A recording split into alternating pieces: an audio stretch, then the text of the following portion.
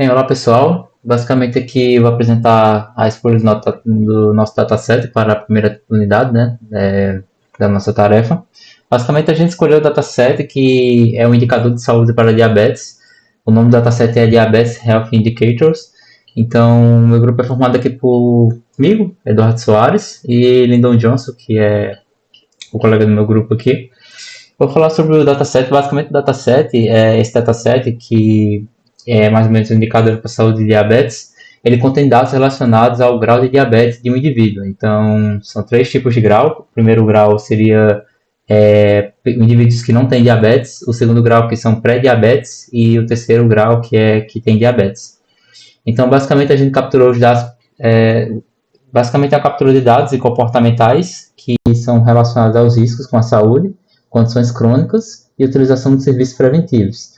E os dados foram extraídos pelo Sistema de Vigilância de Fatores de Risco Comportamentais, uma pesquisa que foi realizada em 2015, recolhendo as respostas de mais de 400 mil americanos sobre comportamentos de risco relacionados à saúde. Né?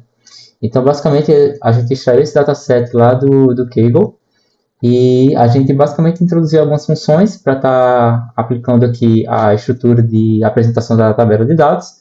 A gente importou o dataset de lá, esse site aqui que o link está disponibilizado aqui. Basicamente a gente deu aqui uma leitura do CFV e imprimiu aqui nossa coluna da tabela de dados, né? Extraindo todas as colunas de dados correspondentes aos fatores de risco e comportamentais. Então aqui tem vários tipos de conteúdos de dados que eu vou apresentar mais na frente. Aqui a quantidade de linhas e colunas da nossa tabela. Então basicamente aqui tem uma análise do que significa cada coluna da nossa pesquisa. Então tem a representação ali do tipo de dado, né? O primeiro de dado que é o valor se tem diabetes ou não, ou se é pré-diabetes. Então tem representação da pressão sanguínea, tem representação do nível de colesterol, se a pessoa faz check-up do seu colesterol nos últimos 5 anos, índice de massa corpórea, tem até valores de educação, como estava a sua saúde em relação aos últimos 30 dias. Então, são vários tipos de conteúdo nessa tabela que representam que, no final, tem o nosso objetivo final extrair se esse indivíduo tem possível indicativo de diabetes ou não. Tem até um intervalo de representação de intervalo de idade, se a pessoa é mulher ou não. Então, essa tabela ela contém esse conjunto de dados que a gente vai analisar como estudo.